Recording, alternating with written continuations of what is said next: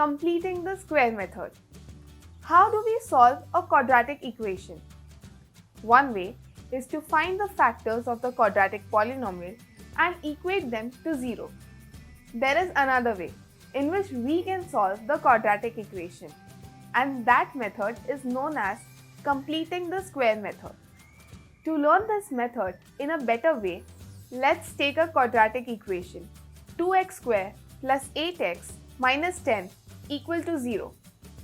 Before we move on to the solution, we must be clear of an important identity, that is a plus b whole square equal to a square plus 2ab plus b square.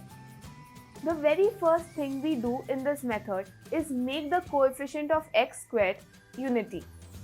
For this, we will divide the whole quadratic equation by the coefficient of x square like this. By doing this, we will get an equation like this. Next, we convert the middle term of the equation in 2ab form. For this, we will write 4x as 2 into 2 into x. If we compare it with 2ab, we get a as x and b as 2. Now, to form a perfect square, we must have a term 2 squared. So, we will add and subtract 2 squared to the equation. Now, if we look at the first three terms, we can see that we have formed a perfect square. We can write it as x plus 2 whole squared, and we can simplify the rest of the equation to get this.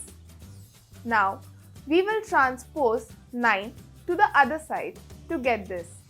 Now, we can take square root of both the sides.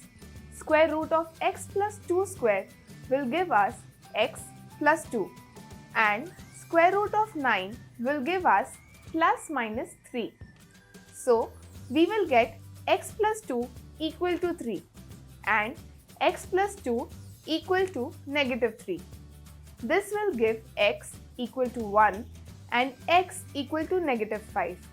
Therefore, we get x equal to 1 and x equal to negative 5 as roots of the quadratic equation.